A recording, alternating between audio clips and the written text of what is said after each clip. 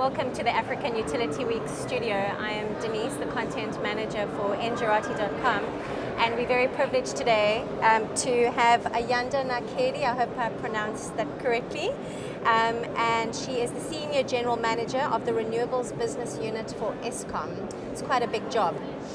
Yes, thank you. Especially doing it within a coal utility. Yep. Comes with its own challenges. I'm absolutely sure of that. Well, let's get started with the interview. Currently, what are the challenges that your department faces at the moment with regards to renewables developments? In answering that question, I would prefer that we talk generally so that you can get the perspective of how the renewables deployment in this country is and what challenges they are facing. As you know, these renewable plants are far from the grid, and we naturally follow the sun, and we naturally follow where the wind is, which means the wind is in the Western Cape, along the Western Cape and the Eastern Cape.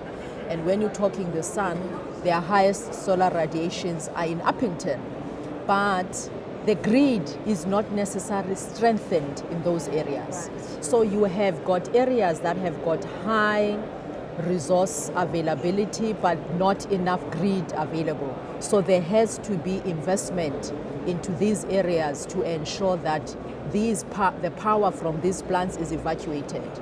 Also, the challenges that we have noticed is the current programs that are there have not benefited some local companies, and the DOE, the policymaker, is making inroads to ensure that the process is simplified, because it's quite costly at this point in time with the involvement of lawyers to ensure that there is involvement of all, and redefine the local content, because if you look in these plants, they are at the outskirts, where in areas that are poverty stricken, yes. And those communities needs to develop, and there needs to be benefits that goes to those communities. So we do have a policymaker now looking at redefining, and if these plants are built in these areas, what should that plant owner do to at least assist those communities in which they operate?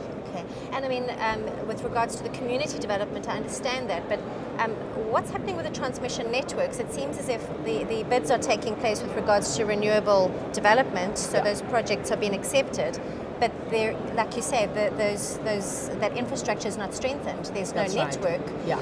How are these two going to come together to enable a quicker enablement of renewable integration? There is no alignment, you're right.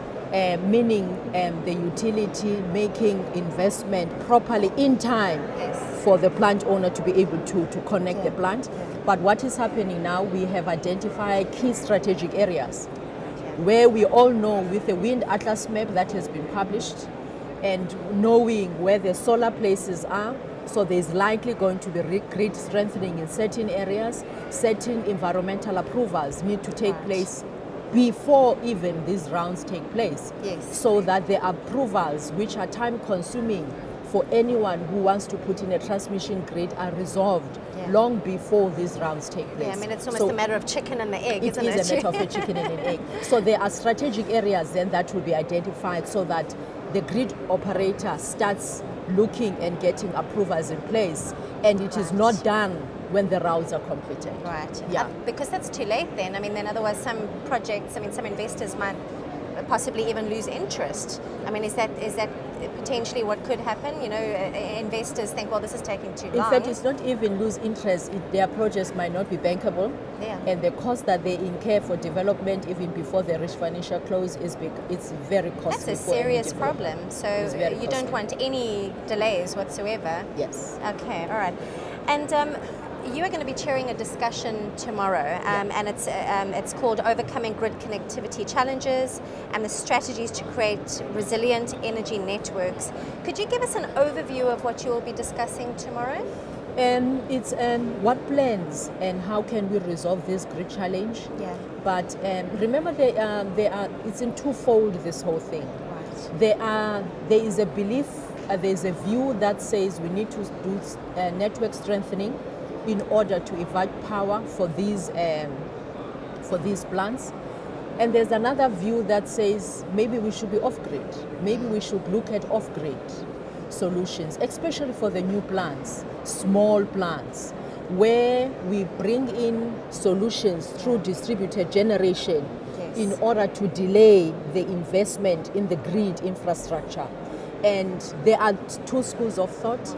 In some countries, you would require distributed generation. In some countries, you might require a mixture of both. Right. But that's what we'll be talking about tomorrow.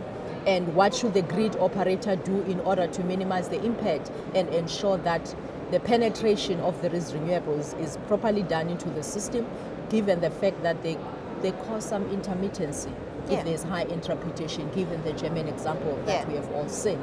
Or we move into distributed generation, or we bring these plants where demand is, like PV.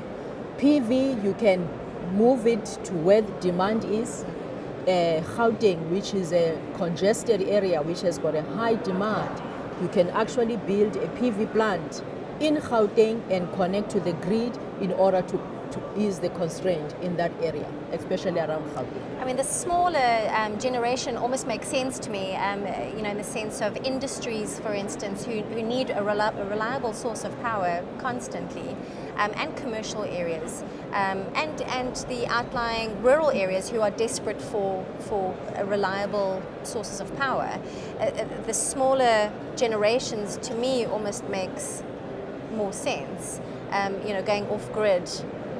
But what happens after that? I mean, if you've got all this off-grid power, will Eskom eventually link them up, or would that just almost be lost revenue for them, or how would that work in the end? Look, off-generation has got revenue implications for the utility. It has got sustainability challenge for the utility, whether the utility will be sustainable in the future, because if you think about it, you lose those customers completely because they are off-grid.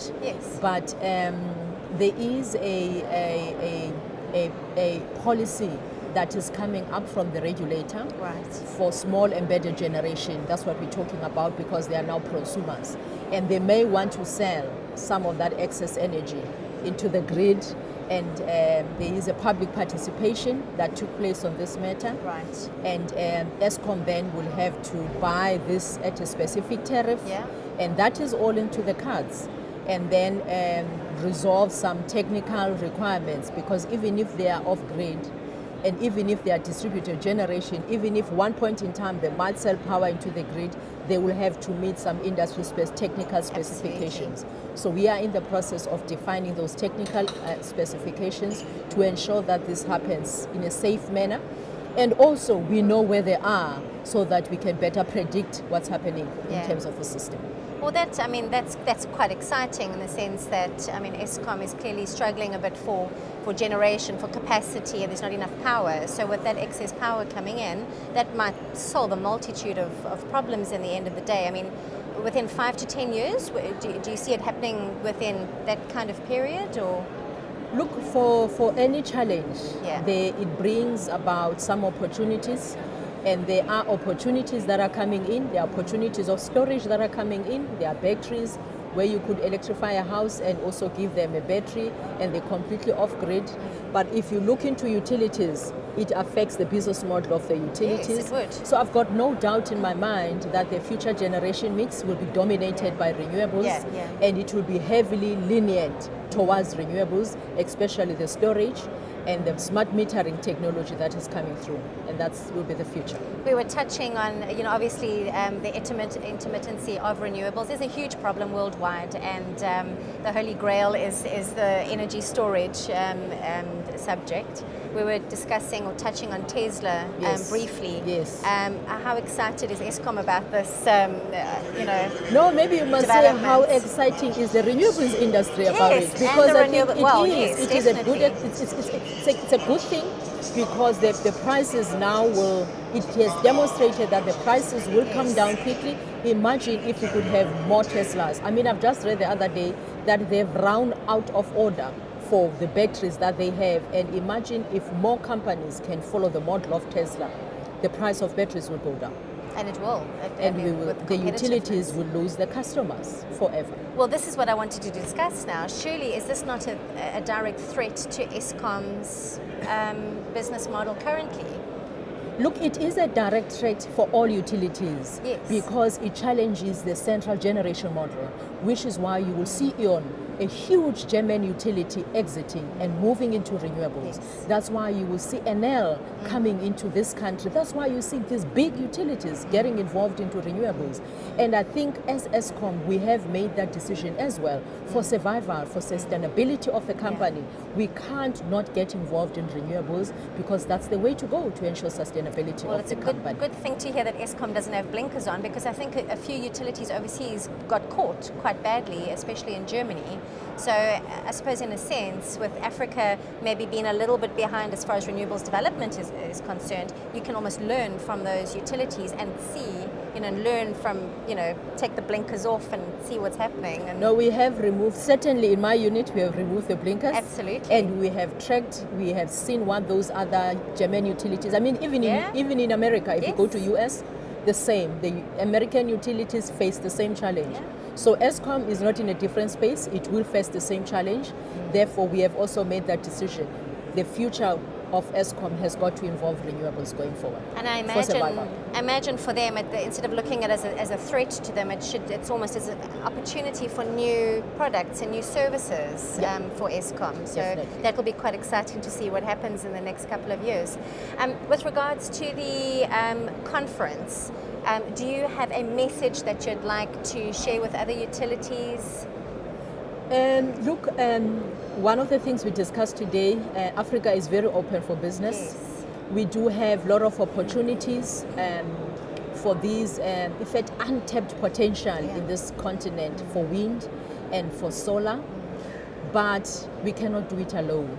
No. We cannot do it alone. We need other countries, we need funders, we need other utilities who have done it for sharing of knowledge, and I'm sure given the challenges that we face in the continent, but for some reason they provide opportunities. People still want to come to Africa even though we face the challenges, and that is something good for us, and therefore we must open doors and embrace all the other countries so that we can get out of these challenges. Absolutely, and it's all about attracting investment at the end of the day and attracting interest from everywhere. Thank you so much for your time. I'm sure you'll enjoy the rest of the presentation, the conference, and your presentation tomorrow. And thank you very much to our viewers for joining us as well.